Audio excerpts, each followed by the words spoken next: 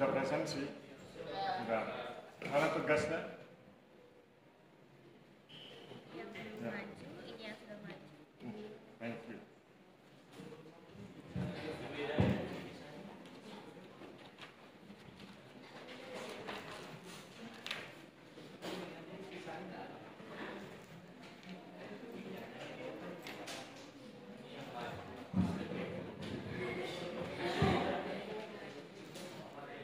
Itu yang sudah maju dengan yang belum maju ini yang maju hari ini.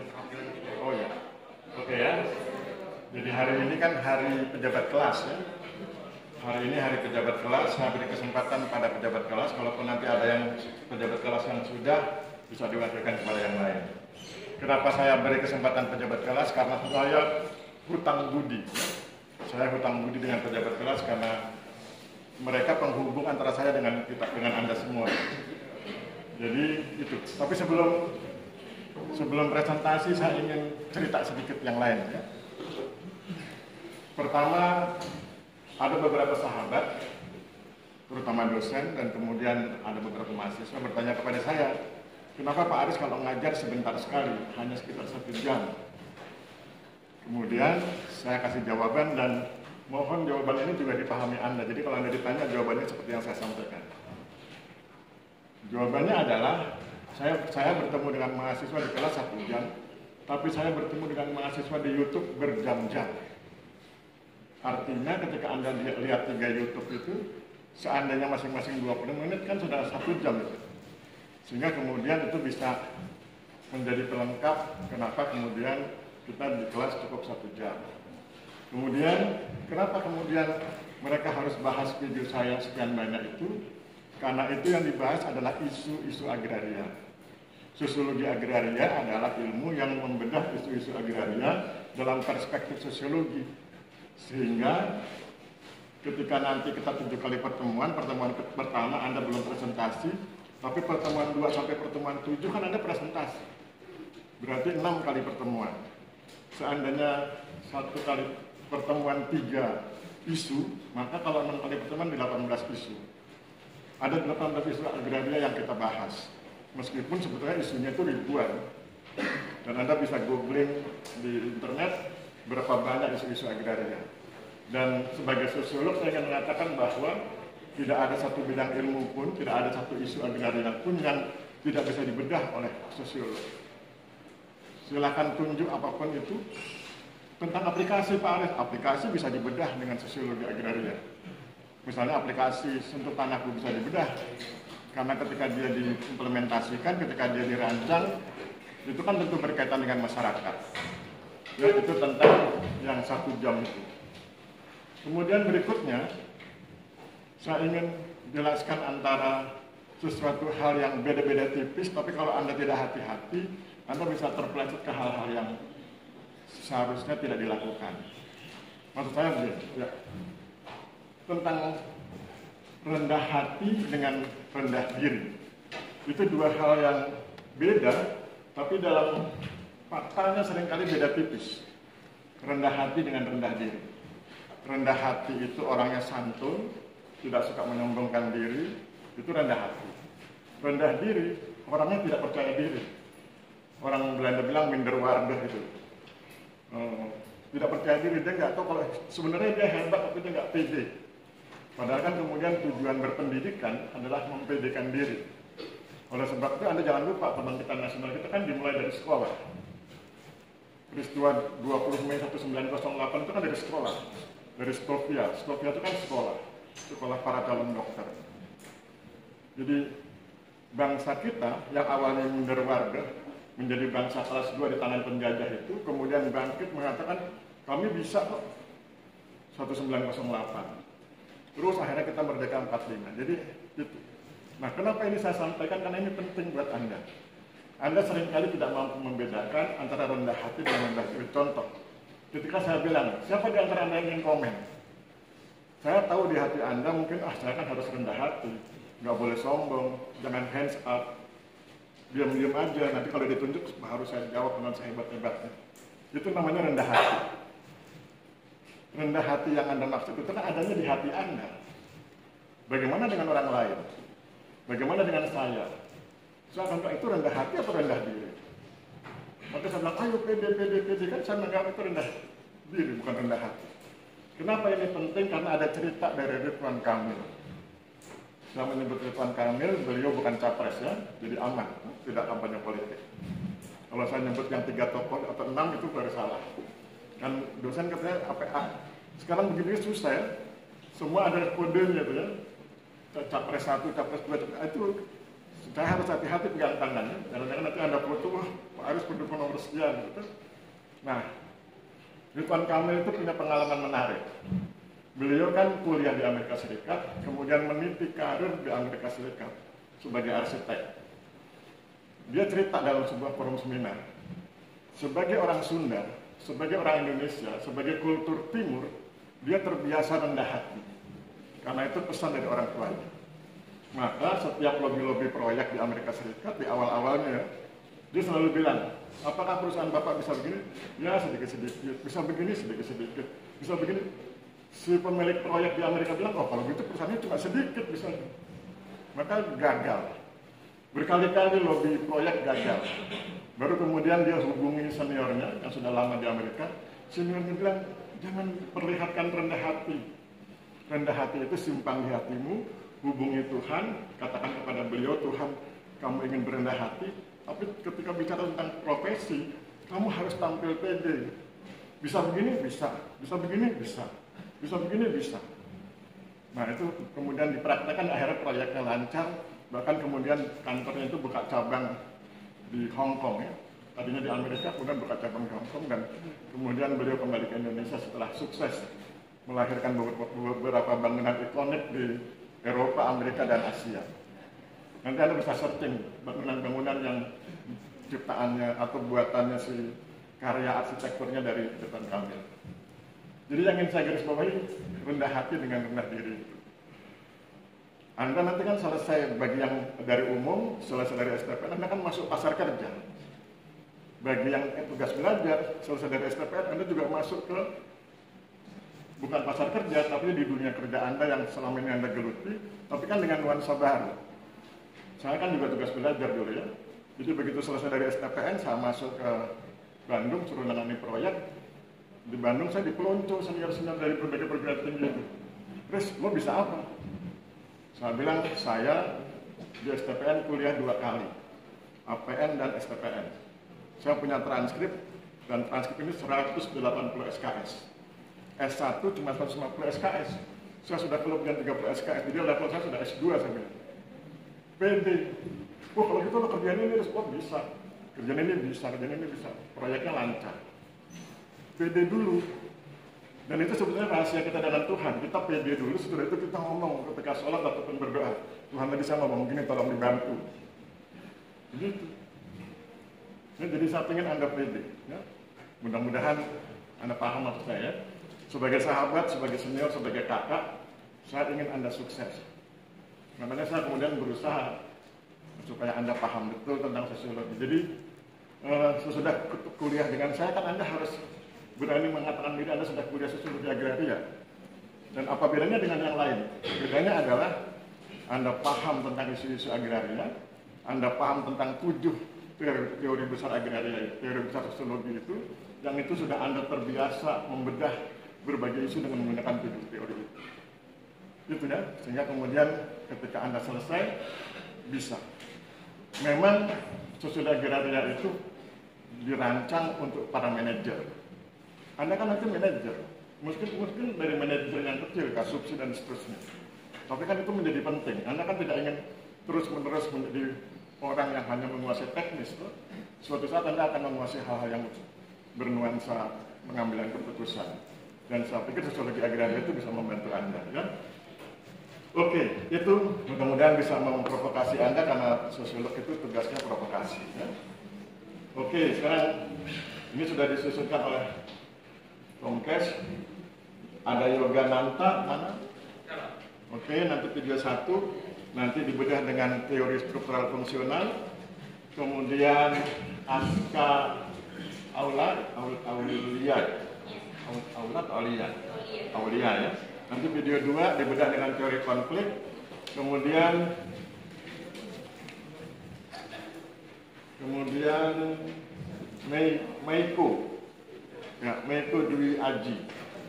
Video 3 dibedah dengan teori perilaku sosial. Oke ya, ayo kita nikmati suasana kuliah kita hari ini. Mas Yogananta, silakan. Kita happy ya. Ya Pak. Applause buat Yogananta. Buat semangat. Ya, silakan perkenalkan diri Mas Yoga. Kita dengarkan. Saya juga belajar ya, sama-sama kita belajar. Assalamualaikum warahmatullahi wabarakatuh. Waalaikumsalam warahmatullahi wabarakatuh. Izin rekan-rekan, izin Pak dosen. Di sini saya ingin mempresentasikan 5 poin penting dari video pertama yang berjudul 5 poin penting Desa Karanganyar, Kecamatan Pituruh, Kabupaten Purworejo.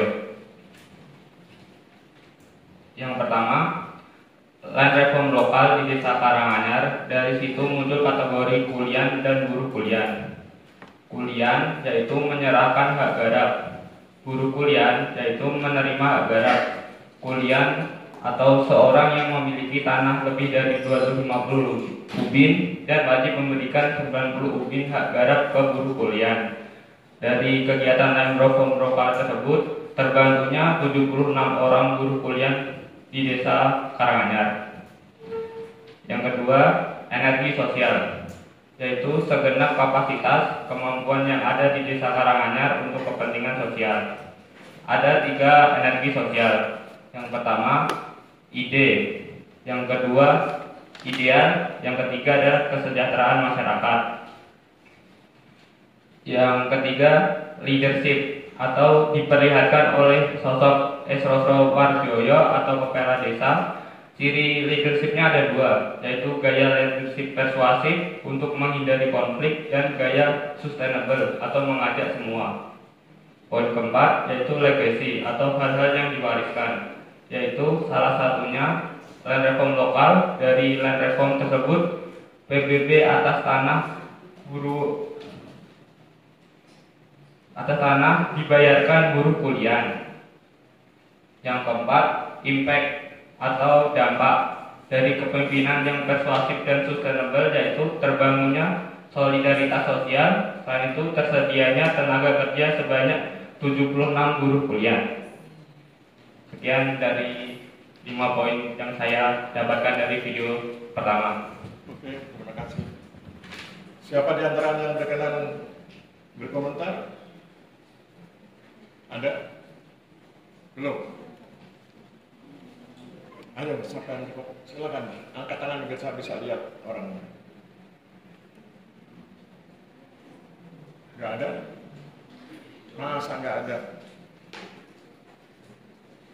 Ini tentang Desa Karanganyar dan teorinya teori struktural fungsional ya.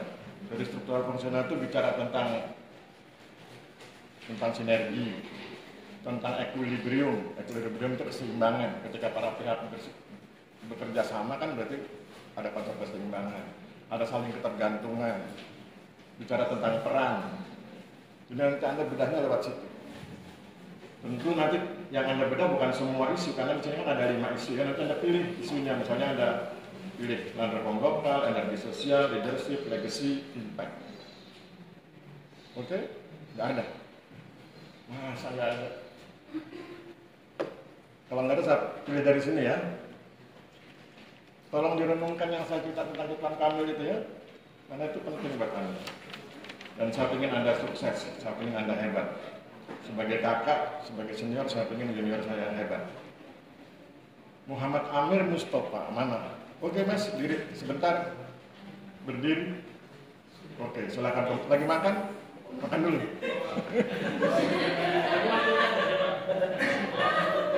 minum dulu. Minum, nanti tersedak. Gak apa-apa, saya maklum kan. Jadi kalau Anda mau bawa cemilan, bawa minum silakan, kita happy aja. Anda kan sering ikut seminar tuh, seminar besar itu kan begitu.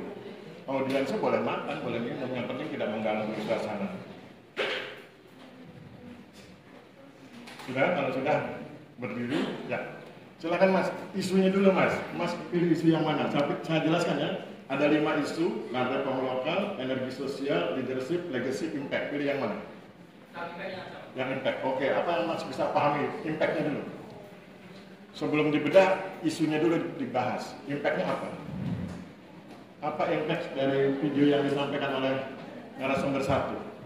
Mungkin dari program dan reform lokal di desa Karangan itu akan memiliki dampak positif. Ya, terus? Termasuk terbangunnya ekonomi sosial, solidaritas, dan ketersediaan tenaga kerja. Oke, solidaritas, harmoni sosial, ketersediaan tenaga kerja. Sekarang isu itu akan Anda bedah menggunakan teori struktural fungsional. Bisa? Kalau belum bisa, kan di bagian mananya belum bisa? Anda paham teori struktural fungsional nggak? Oke, kalau gitu saya kasih tahu.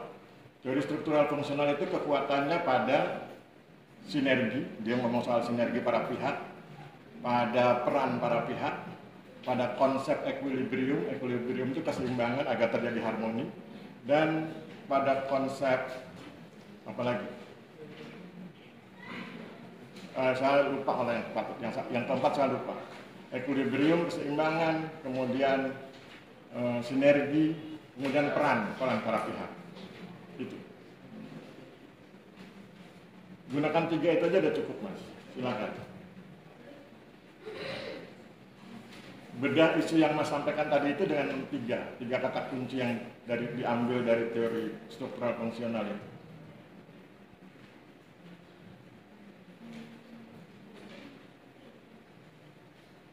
Peran, sinergi, equilibrium atau keseimbangan, saling ketergantungan, nah itu ada 4. Yang tadi saya lupa itu yang saling ketergantungan.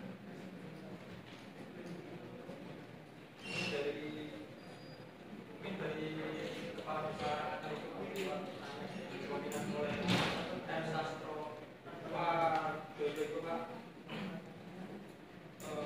dia memastikan dukungan dari berbagai pihak dalam melakukan kebijakan reform lokal. Oke, sekarang kalau lihat saya, jangan lihat gadget, lihat saya. Bukan hipnotis ya, tapi sedang mengarahkan. Kalau lihat saya, jangan takut, saya nggak hipnotis. Kamu lihat saya, teknik bedahnya itu adalah pertama, isu itu kamu bedah berdasarkan unsur tokohnya, unsur para pihak. Ya, ketika kamu ngomong soal harmoni, kamu ngomong soal solidaritas sosial, kamu ngomong soal ketenaga kerjaan, itu pihaknya siapa saja. Maka kamu bedah, oh pihaknya ada kulian, buruh kulian, pemerintah desa, minimal 3 tuh. Oke, nah tiga pihak itu, kemudian kamu sebutkan yang tadi saya bilang itu, mana saling ketergantungannya, mana perannya, mana konsep keseimbangan equilibrium saling melengkapi, mana sinerginya. Begitu caranya. Misalnya kamu jelaskan, oh pemerintah desa perannya begini, konsep sinerginya begini, dan seterusnya. Jadi bedah peran dulu, isunya dibedah perannya. Untuk bisa membedah peran, lihat para pihaknya siapa. Tadi saya bilang para pihaknya itu kulian, buruh kulian. Lihat saya, jangan lihat kawannya, Mas. Lihat saya. Kalau Anda bingung, lihat saya. Di bagian mana bingung? Oke. Kamu kan tadi kan ya, ini cara mengajar. Nanti kalau Anda mengajarkan junior Anda begitu. Kamu kan tadi bilang isunya adalah 3. Solidaritas sosial, harmoni sosial, dan ketenaga kerjaan. Oke? Kemudian kamu akan bedah menggunakan teori struktural fungsional. Teori struktural fungsional itu, kata kuncinya kan sinergi, peran, saling ketergantungan, kemudian equilibrium atau keseimbangan. Sekarang kamu ambil yang paling gampang dulu, peran. Maka kamu tunjukkan dari para pihak itu. Pemerintah desa apa perannya? Kemudian kuliah apa perannya? Kemudian buruh kuliah, lihat saya, jangan lihat kawanmu. Lihat saya. Supaya kamu fokus dengan yang saya sampaikan. Ya? Pemerintah desa apa perannya? Kuliah apa perannya? Buruh kuliah apa perannya? Begitu. Nanti sesudah itu baru kita pindah ke item yang lain dari teori struktural fungsional.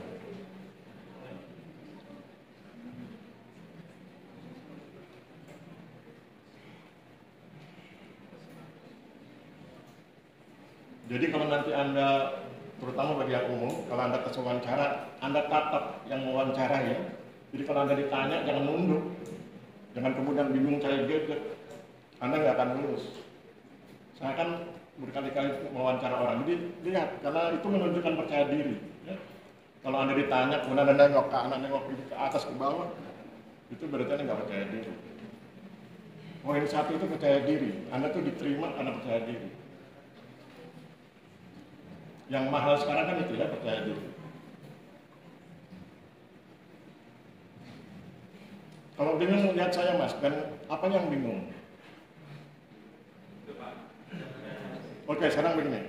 Sekarang kita bedah pelan-pelan. Kita akan ngomong peran. Saya tanya ke kamu kan sudah dengar videonya itu, sudah lihat videonya. Apa peran pemerintah desa?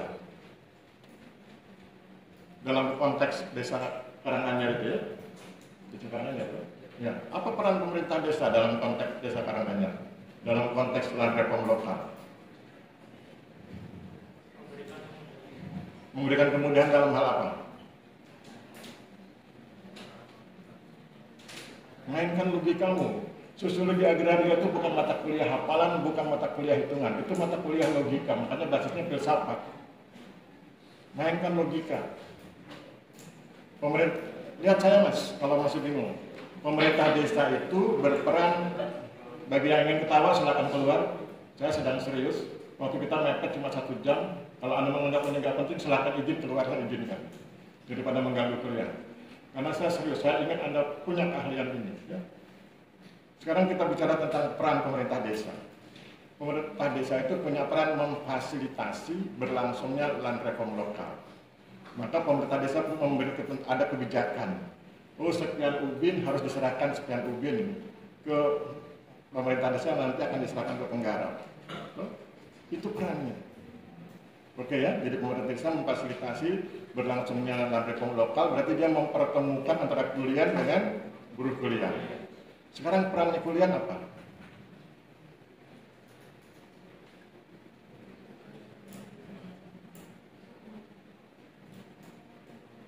Kamu belum lihat videonya ya?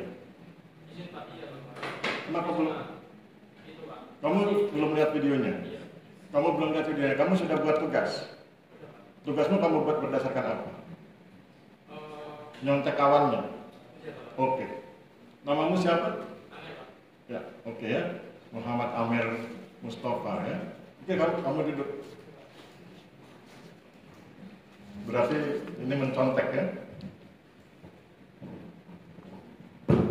Lain kali jangan diulang karena saya nggak suka orang mencontek. Ini tuh Muhammad Amir Mustafa ya.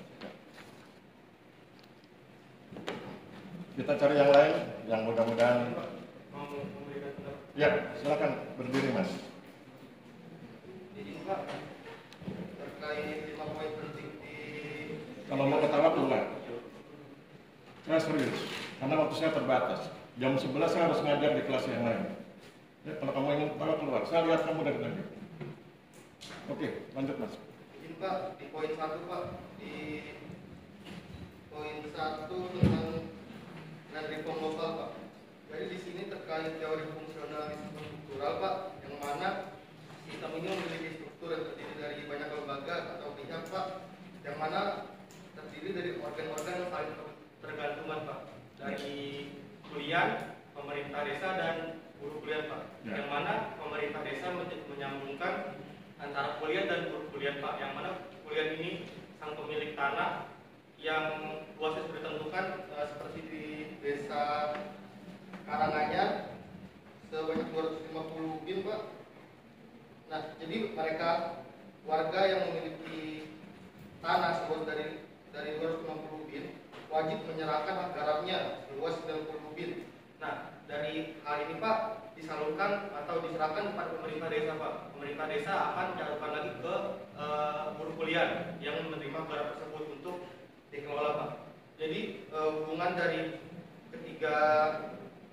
ada tiga komponen ini Pak, dari masyarakat dari buruh kuliah dan pemerintah, yaitu Pak pemerintah saling menyambungkan antara antara kuliah yang mempunyai tanah dengan buruh kuliah yang ingin menggarap Pak. Ya dari saya. Oke. Saya paham maksudnya. Terima kasih Komkas kan? Ya. Nanti kalau ujian kalimat yang disampaikan Komkes itu sudah betul, tapi kemudian perlu dipertegas. Karena Anda kan harus bicara secara sistematis, dan menurut saya juga harus sistematis. Maka kemudian ditulis peran para pihak, titik 2. 1. Peran pemerintah desa, titik 2. A. Memfasilitasi terselenggaranya land reform. B. Mempertemukan kepentingan kuliah dan buruh kuliah. Selesai. Kemudian 2. Peran kuliah, titik 2. 1. Menyerahkan sebagian tanahnya atau sebagian hak garapnya kepada pemerintah desa untuk kemudian disalurkan kepada buruh kuliah. Kemudian yang kedua, mendukung terwujudnya harmoni sosial. Oke. Kemudian 3, buruh kuliah. Perannya 1. Menerima hak garap. Kemudian yang kedua, menjalankan fungsi sebagaimana ditentukan oleh pemerintah desa, yaitu titik 2, jaga malam dan kerja bakti. Nanti dijelaskan kerja bakti kurung buka, memperbaiki saluran irigasi, memperbaiki jalan dan fasilitas sosial. Nah, kalau Anda tulis begitu, saya membacanya, oh Anda sudah paham, ini loh yang disebut dengan teori struktural fungsional. Masing-masing pihak berperan, baru itu sudah, kalau Anda jawab begitu sudah betul. Baru nanti kalau ingin lebih hebat lagi, Anda jelaskan yang 3 itu, nanti dijelaskan dalam konteks equilibrium, ya, konteks keseimbangan, dalam konteks ketergantungan bahwa para pihak itu saling bergantung. Tidak akan muncul harmoni sosial sebagaimana yang diharapkan kuliah, kalau kemudian buruh kuliah tidak sejahtera, minimal terbantu kebutuhan hidupnya. Itu nanti bisa Anda jelaskan. Jadi kemudian sesudah itu baru dijelaskan lewat sinergi. Tapi yang 3 tadi yang saya jelaskan itu sudah dasar. Nah kalau itu Anda sudah bisa buat, sudah oke. Kalau bisa dibuat lebih baik, lebih oke lagi. Gitu ya. Sekarang kita dengarkan review dari narasumber. Silakan Mas. Izin Pak, tadi dari review dari Mas Mustafa pendapatnya, isunya tentang land reform lokal, yang di sana terdapat 3 pihak, yaitu pemerintah desa, kuliah, dan buruh kuliah. Dari ketiga pihak tersebut, yang pemerintah desanya berperan membuat kebijakan dan memfasilitasi antara kuliah dan buruh kuliah. Sedangkan kuliah yaitu si pemilik tanah yang menurut kebijakan pemerintah desa yaitu sebesar 250 ubin harus menyerahkan sebagian yaitu 90 ubin terhadap pemerintah desa untuk diberikan ke buruh kuliah. Sedangkan yang buruh kuliah yaitu berperan menerima hak garap dan mengelola tanah yang diberikan dari desa. Dari ketiga pihak tersebut muncul hubungan keseimbangan sosial atau saling Ketergantungan. Sinergi, Pak. Ya, oke. Oke ya, aplaus buat terima kasih Mas Yogananta. Berikutnya narasumber 2, Aska ya.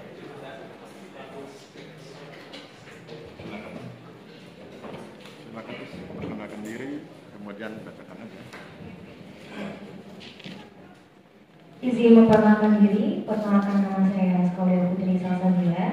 Di sini saya akan membacakan terkait 5 poin penting Desa Ngandagan. Poin yang pertama yaitu land reform lokal. Land reform lokal di Desa Ngandagan membentuk adanya 2 kelompok masyarakat, yaitu kuliah dan buruh kuliah.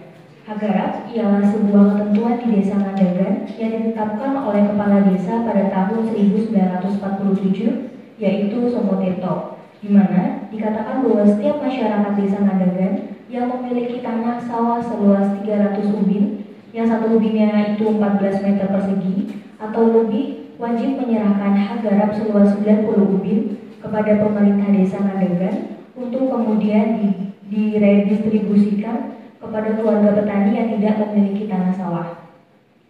Kepemilikan tanah tidak beralih kepada para penggarap, karena yang dialihkan hanyalah hak garap.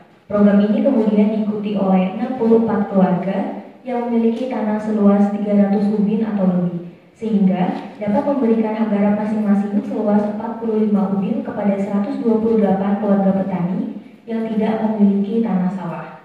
Selain itu, land reform lokal juga termasuk aktivitas atau kebijakan atau ketentuan dari Somotirto sampai hari ini atas tanah Tegalan, di mana Sumotito mengambil alih tanah darat atau Tegalan atau ladang milik asisten Wedana Kusumo Mangunharjo Besali seluas 11 hektar yang telah ditelantarkan oleh yang bersangkutan.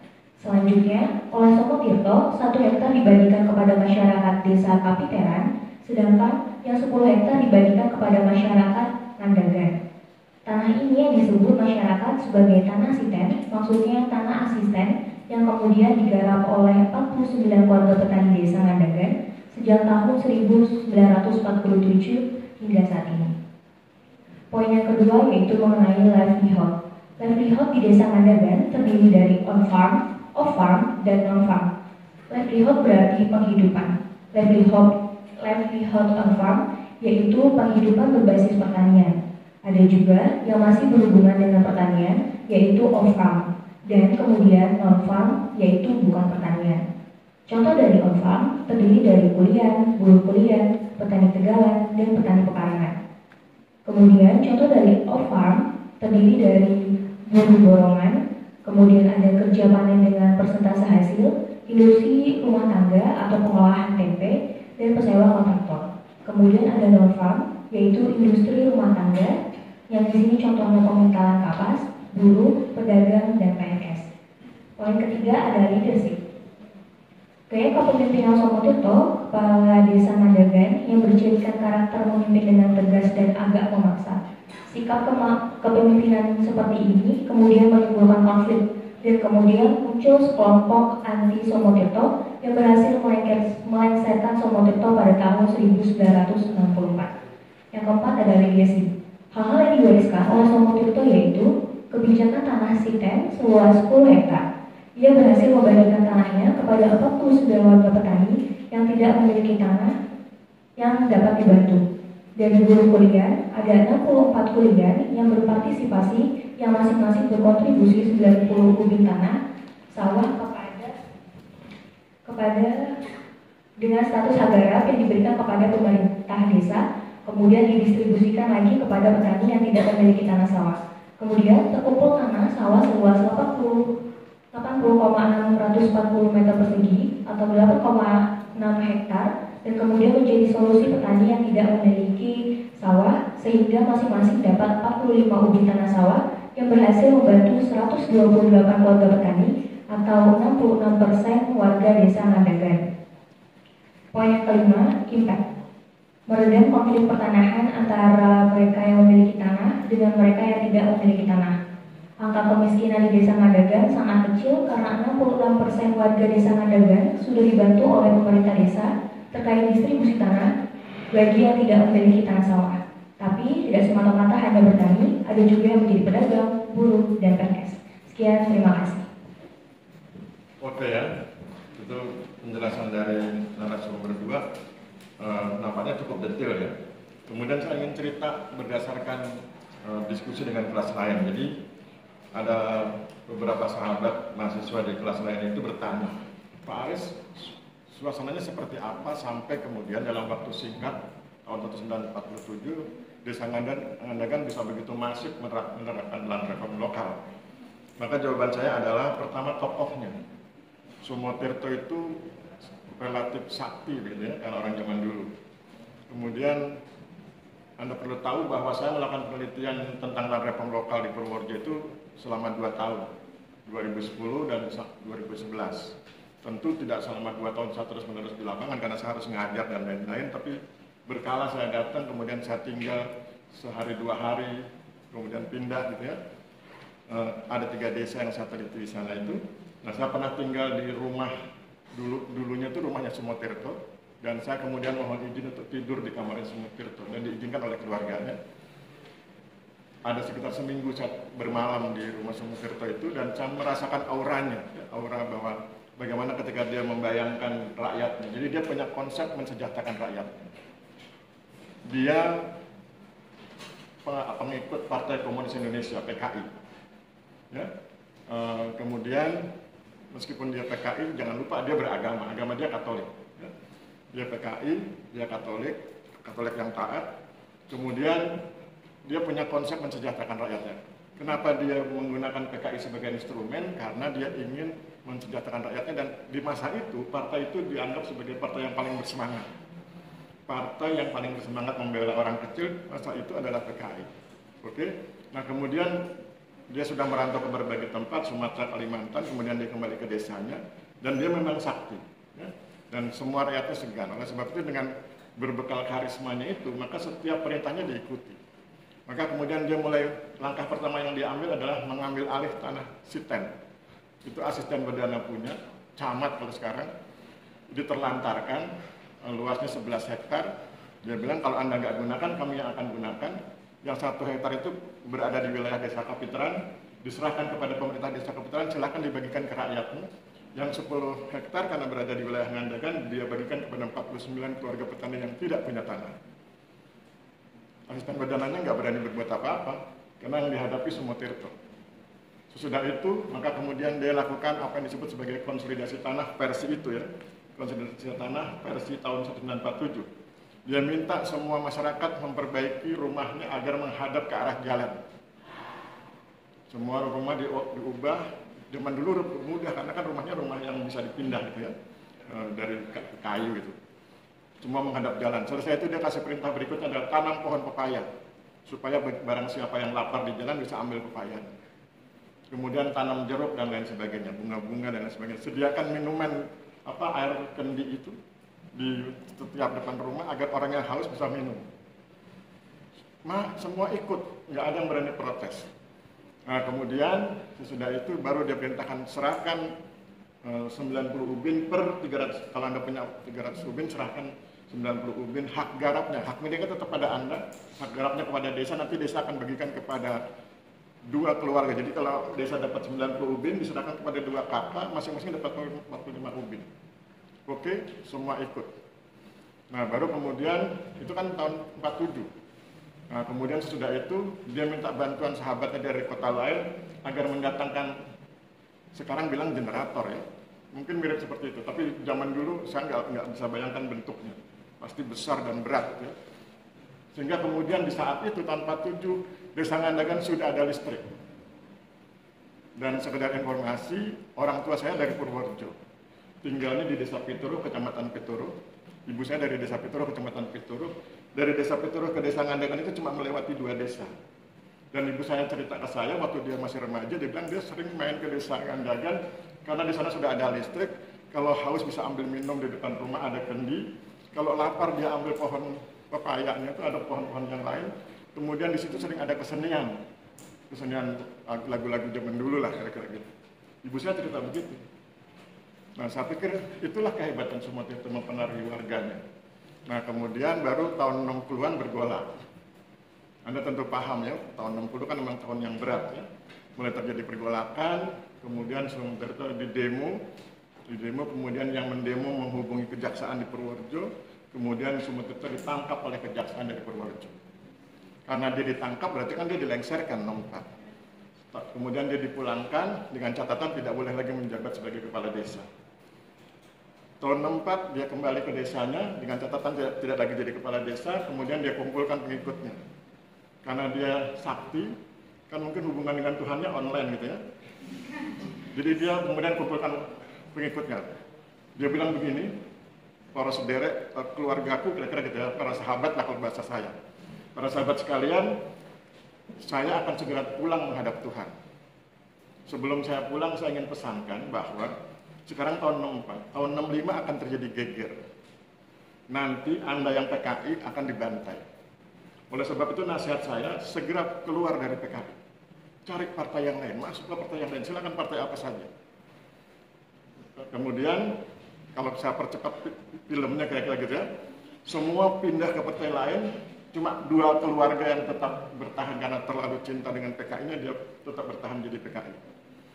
Kemudian Sumotirto bilang kepada orang dipercaya, mohon saya segera dikembalikan ke Tuhan, pinjam peniti. Peniti tahu ya? Tahu lah ya, nggak usah diterangkan, nggak usah dipoto. Ambil peniti, kemudian tolong tusuk jempol saya. Itu kelemahan saya. Kemudian ditusuk jempolnya, kemudian meninggal. Dan kemudian betul tahun 65 terjadi geger, Yang lain selamat, yang 2 itu tewas dibantai karena PKI. Jadi Anda bisa paham, saya tidak masalah politiknya ya. Saya tidak sedang bicara tentang politik, saya sedang bicara karisma seseorang yang itu kemudian bisa menyemangati dan kemudian itu yang berlaku sampai sekarang. Yang uniknya adalah Sumo Tirtonya dilengsarkan. Orang bilang orang nggak suka dengan Sumo Tirto. Saya sempat berziarah ke makamnya itu. Tetapi peninggalannya tetap dimanfaatkan. Tanah Siten sampai hari ini dinikmati oleh 49 keluarga dan keturunannya. Land Reform lokal tetap berjalan sampai hari ini. Terus konsolidasi tanah versi masyarakat yang dulu juga masih tetap ada walaupun sekarang rumahnya sudah mulai beda-beda arahnya. Dan saya sudah mempertemukan para perangkat desa Ngandagan dan desa-desa lain dengan kepala kantor pertanahan. Saya pertemukan mereka, saya tanya kepala kantor, Pak kepala kantor, ini ada land reform lokal. Kepala kantornya bilang begini, Pak Hasan waktu itu kepala kantor, Pak Aris, ini land reform lokal. Kalau dimasukkan ke administrasi nasional tidak bisa. Karena administrasi nasional itu hanya bisa mengenal penyerahan hak milik, bukan hak garap. Jadi saran saya, kata Pak Kepala Kantor, biarkan ini menjadi tradisi, menjadi adat. Soal sertifikasi, nanti sertifikatnya tetap atas nama pemilik tanah, tetapi itu biarlah menjadi kebijakan lokal, jadi wisdom. Nah itu omongan Kepala Kantor, dan itu berlaku sampai hari ini. Jadi itulah suasana kebatinan masyarakat saat itu, sehingga kemudian Ngandagan itu cepat sekali proses land reform lokalnya, dan itu kemudian mempengaruhi desa-desa lain. Makanya saya menulis buku tentang resonansi itu, desa-desa lain ikut melaksanakan itu karena melihat kehebatan Ngandagan. Dengan catatan, ini sekedar informasi, di desa Karanganyar kepala desanya NU, di desa Perigelan kepala desanya PNI. Jadi NU dan PNI pun ikut dengan pola PKI itu. Bukan masalah partainya, bukan masalah politik, tapi masalah kesejahteraan rakyatnya ya. Jadi itu yang saya bilang, saya masuk ke aspek sosiologinya ya, bukan ke aspek politiknya. Nanti kalau aspek politik, Anda bisa dengar Rocky Gerung lebih pas kalau bilang gitu ya. Oke, itu intermezzo supaya Anda lebih paham suasana kebatinannya. Oke, siapa yang berkenan komentar?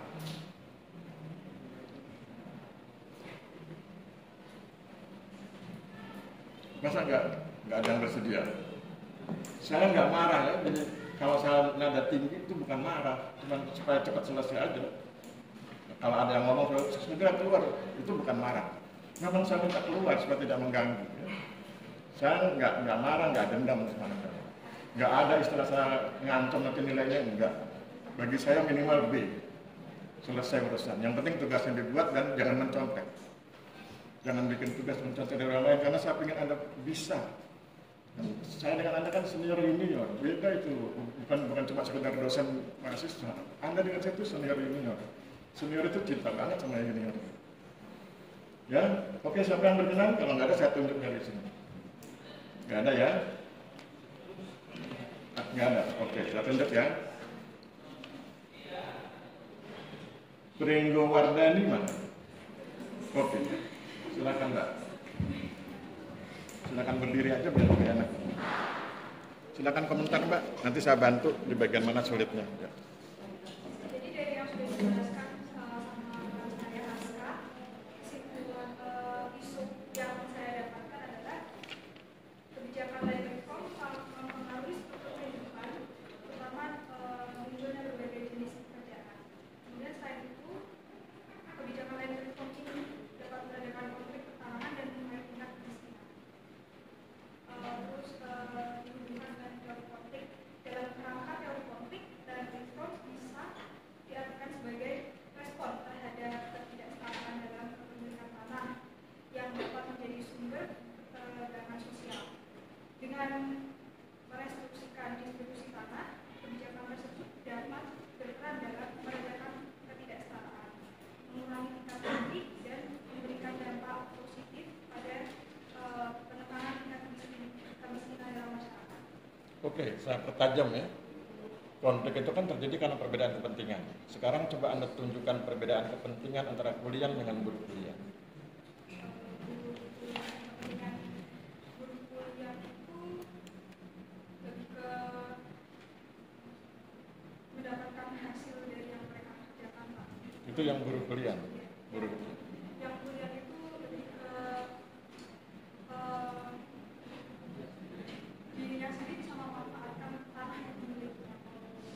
Oke, saya luruskan ya.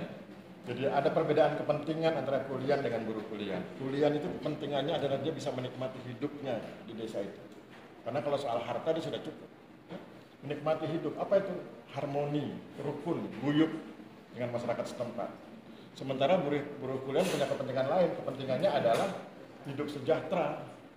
Apa artinya rukun kalau saya miskin gitu kan? Maka kemudian dibantu dengan memberikan hak garap. Jadi Anda bisa lihat, kepentingan yang berbeda itu tidak harus destruktif. Kepentingan yang berbeda itu memang menimbulkan potensi konflik. Tapi kalau kemudian itu di-manage dengan baik, ada resolusi konflik. Nah, resolusi konfliknya apa? Dan reform lokal gitu ya. Oke gitu. Oke, aplaus buat beliau. Terima kasih. Nah, itu nyatanya bisa ya. Jadi sebetulnya Anda harusnya percaya diri. Nyatanya beliau bisa. Silahkan direview, Mbak.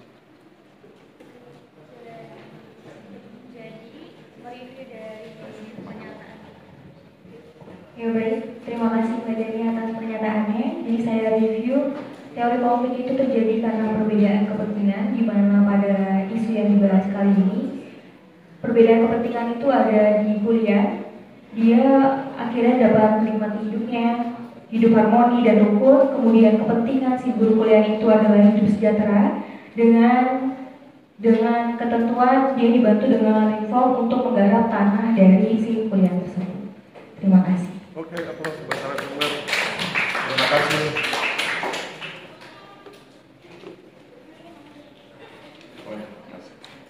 Oke, terakhir Meiko. Ya, silakan Mas. Jadi sekedar informasi, di 3 desa itu, Perigelan, Karanganyar, dan Ngandagan, angka kemiskinannya hanya 2%. Bandingkan dengan Kecamatan Pitru yang angka kemiskinannya 15% dan Purworejo 20%. Jadi lumayan besar perbedaannya. Silakan Mas, perkenalkan diri kemudian presentasi. Assalamualaikum warahmatullahi wabarakatuh. Waalaikumsalam warahmatullahi wabarakatuh. Mohon izin rekan-rekan, mohon izin Pak Rosen. Di sini saya akan menyampaikan 5 poin Kalimendo. Poin yang pertama yaitu di masa survival yang terjadi pada tahun sebelum 1965 sampai 1981. Kemudian di masa survival ini dipimpin oleh 2 orang. Yang pertama yaitu dipimpin oleh Narjo. Beliau berupaya meredam perseteruan ideologis karena pada saat itu ada berbagai ideologi berusaha untuk menguasai Indonesia, termasuk Wonosobo dan Desa Kalimendo. Kemudian di kepemimpinan Merto Diwiryo, beliau berupaya agar konflik antara pro-komunis dengan anti-komunis reda dan mengajak menggarap tanah sebaik-baiknya dengan menanami padi, jagung, ketela, kopi. Kemudian di poin kedua, di masa kebangkitan pada tahun 1981 sampai 1983, pertama dipimpin oleh Ahmad Mahfab berupaya mengatasi harga kopi yang anjlok. Caranya mendorong masyarakat tidak lagi mempraktekkan sistem ijon dan menanami lahannya dengan tanaman produktif. Di kepemimpinan Marto Sugiro terjadi perbaikan kantor-kantor dan penanaman kebun gizi dan juga tanaman keras untuk hutan rakyat. Kemudian poin ketiga, masa perubahan dipimpin oleh Mulyadi berupaya meningkatkan kesejahteraan masyarakat dengan cara meningkatkan pendidikan, mereduksi adat istiadat lokal, misalnya pesta-pesta adat yang membuang-buang biaya, optimasi zakat, menghentikan ritual-ritual rambut gimbal, dan kerjasama dengan perhutani agar masyarakat Kalimendo bisa menanam tanaman produktif di tanah perhutani. Kemudian poin keempat, masa pengorganisasian tahun 1998 sampai 2013 dipimpin oleh Nisro. Pemasangan tanda batas tanah kas desa agar tanah kas desa tetap utuh dan jelas batasnya. Kemudian melanjutkan kerjasama dengan perhutani untuk membentuk PHPM, serta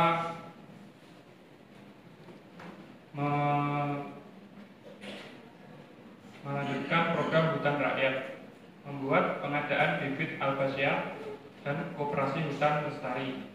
Kemudian di poin kelima, di masa pengembangan yang dipimpin oleh Sugito tahun 2013 sampai 2019, beliau menjaga kelanjutan pencapaian Desa Kalimendong, tanah hutan rakyat, pemanfaatan tanah kawasan hutan oleh masyarakat, dan hal-hal yang berkaitan dengan kesejahteraan masyarakat. Sekian, terima kasih. Oke, terima kasih narasumber. Siapa di antara Anda yang berkenan? Ya, silakan Mbak. Ya. Izin saya tertarik pada poin ketiga, yaitu masa perubahan, di mana di sini Mulyadi yang pada saat itu memiliki program meningkatkan kesejahteraan masyarakat dengan cara memperbaiki tingkat pendidikan. Kemudian di sini digunakan teori perilaku sosial, yang mana perilaku saat ini akan membawa suatu dampak atau akibat di masa yang akan datang. Kaitannya dengan memperbaiki tingkat pendidikan di masa yang akan datang, pengetahuan yang akan didapatkan akan jauh lebih berkembang, kemudian sehingga masyarakat di sini akan lebih mudah mendapatkan pekerjaan dengan memanfaatkan pengetahuan yang didapatkan dari pendidikan. Oke, aplaus. Terima kasih. Jadi beliau fokus ke perubahan ya, jadi perubahan perilaku. Anda tentu paham ya yang beliau maksud. Ada perubahan perilaku ketika orang berpendidikan SD, kemudian menjadi berpendidikan SMA atau kemudian S1. Itu beda perilaku SD, SMA, dan S1. Ya. Sehingga kemudian kalau Anda perhatikan, tingkat kesadaran konservasinya juga kan berubah. Ya. Semakin tinggi pendidikannya, semakin sadar konservasi. Sehingga kemudian program penghutanan itu menjadi lebih terdukung gitu ya. Maka kemudian nanti ada APHR, Asosiasi Pemilik Hutan Rakyat, ada koperasi. Kemudian kalau Anda pahami, di Desa Kalimendong itu ada dua hutan yang dikelola oleh perhutani dan hutan yang dikelola oleh masyarakat. Dua-duanya digunakan.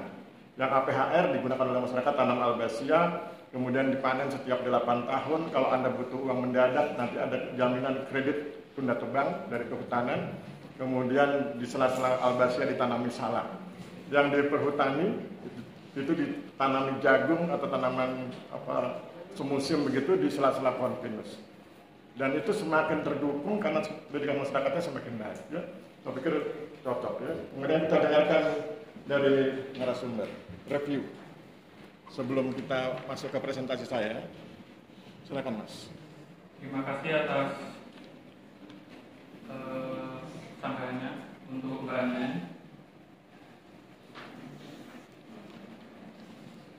Jadi ke pendidikan ya? Ya, pendidikan. Bapak Mulyadi, beliau memfokuskan pada kesejahteraan rakyat dengan cara meningkatkan pendidikan. Beliau berupaya mengurangi hal-hal yang tidak perlu dan menghentikan ritual-ritual yang merugikan. Dan kemudian beliau juga menjalin kerjasama dengan perhutani agar masyarakat dapat menanam tanaman produktif di tanah perhutani untuk kedepannya. Bisa dilihat dari tahun setelahnya di masa pengorganisasian yang dipimpin oleh Misro, banyak program-program dari Bapak Mulyadi itu diteruskan, seperti hutan rakyat dan pengadaan bibit albasia, dan juga pembukaan koperasi hutan lestari yang berguna untuk ke depan. Dan terima kasih. Oke, aplaus buat teman-teman juga. Terima kasih. Thank you ya. Jadi sebetulnya Anda kan bisa, kan? Kalau dipaksa bisa. Jadi saya ingin nggak usah dipaksa, bisa aja gitu. Sekarang silakan buka WA group. Silakan buka WA group Anda. Sekarang sudah jam 10.50, mudah-mudahan 10 menit saya bisa menyelesaikan presentasinya ya. Anda lihat pertemuan 4, sosiologi agraria, dinamika paradigma. Sudah ketemu ya? Oke.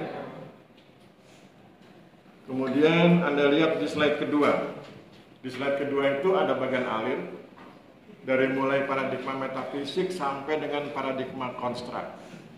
Anda paham bahwa sosiologi agraria adalah ilmu yang dibangun atau dimanfaatkan untuk membedah isu-isu agraria dalam menggunakan perspektif atau cara pandang sosiologi.